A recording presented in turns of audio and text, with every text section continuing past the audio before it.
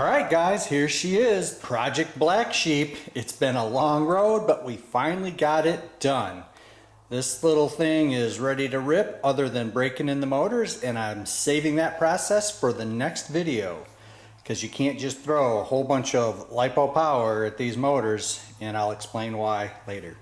So I'm just going to jump in and go over the overview of this. So basically this car started out as that right there, 6-volt Powerwheels C7 Corvette, and we took the little rig and we modified it to look like a no prep big tire car.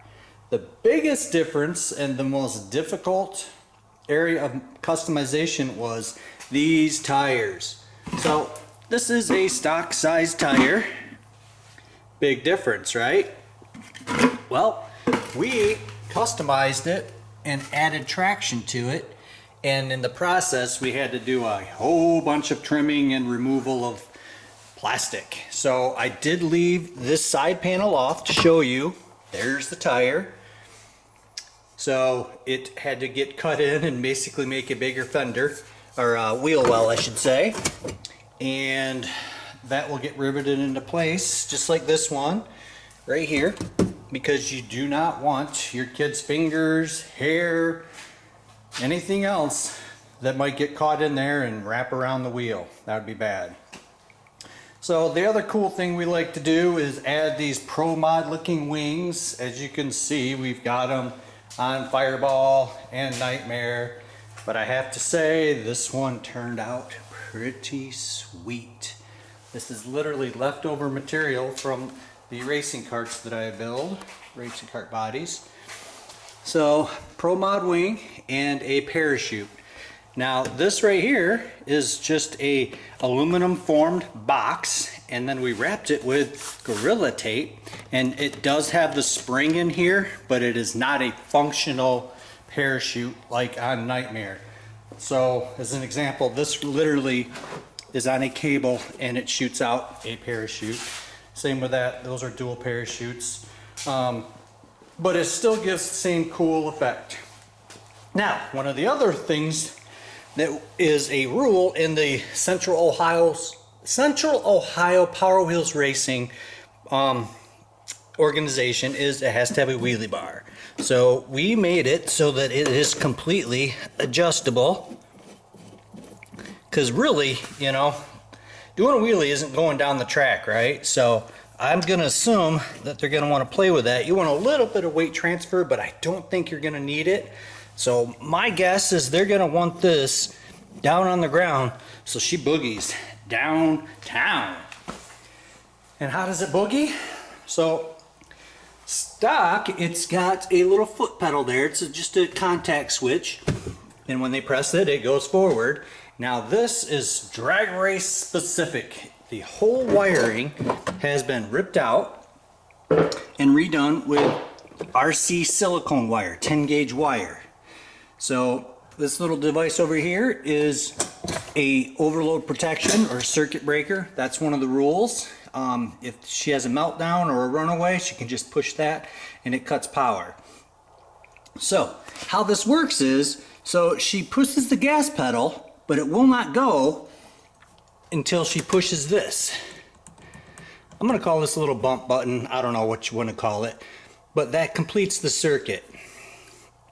So this is way quicker to let off for a reaction time. I think she's going to kill the light on this. So press the gas pedal, bump with your thumb. Yeah. So that's how that worked, and it's got a heavy duty contactor here connected to these 775 motors, and these are brand new dual ball bearing, one in the both ends of the can there, and we've had really good luck with these things on 36 volts even.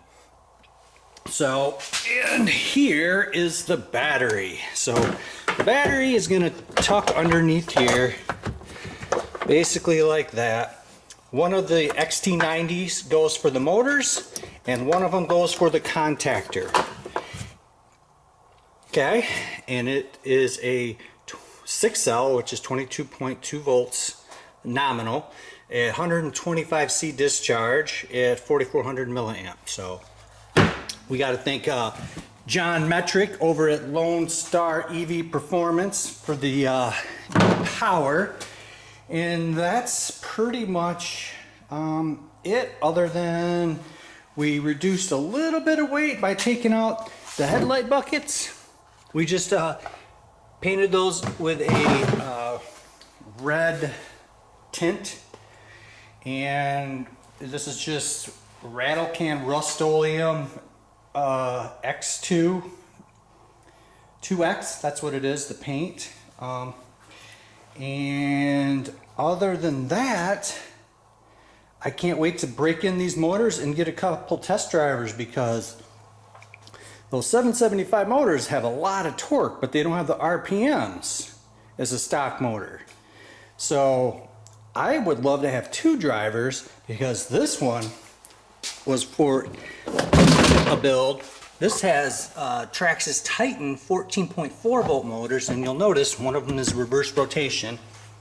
And this was one of those videos that I planned on doing but never did for a drag race vehicle. So you're probably watching this to get some tips on drag racing, right? Well, I won't disappoint you. So I have a video on how to add the traction, because if you just keep the plastic wheels, you're just gonna sit and not go anywhere. So this right here is the process we use. So here's a tire. You wrap your Harbor Freight foam around it. You use one of these clamps. Basically, this right here is a Mustang tire that is ready for the glue, which we use polyurethane glue, and we trowel it on to the foam, and we clamp it down. And do not rush it. Let it sit for 2 days to dry, to cure, whatever you want to call it. And then once that is cured, you can take off the clamp, and then we run another bead of silicone around the outside and the inside. It just makes it look better. So here's one for actually it's for this car right here. You can see it just looks better. It kind of finishes it off. And this had some trimming issues. We have to trim that right there, is why that's rubbing. But that should hold up pretty good. So that's going to get you some good traction. Here is a picture of the actual parachute, just wrapped in Gorilla Tape. It actually looks like fabric. And there's the spring that we use. So you guys can add one of those to your little kids' rides. So this right here is going to be for another video, how to break in the motors and the brushes and all that stuff. I just don't want to get into it. This was just an overview, but I'm really going to try to get back into these how-to videos and hopefully help you guys get your kids in the winner circle. But anyways, guys, if you like this video, give us the old thumbs up, subscribe, and don't forget to follow what's going on in CKC Garage. Thanks for watching.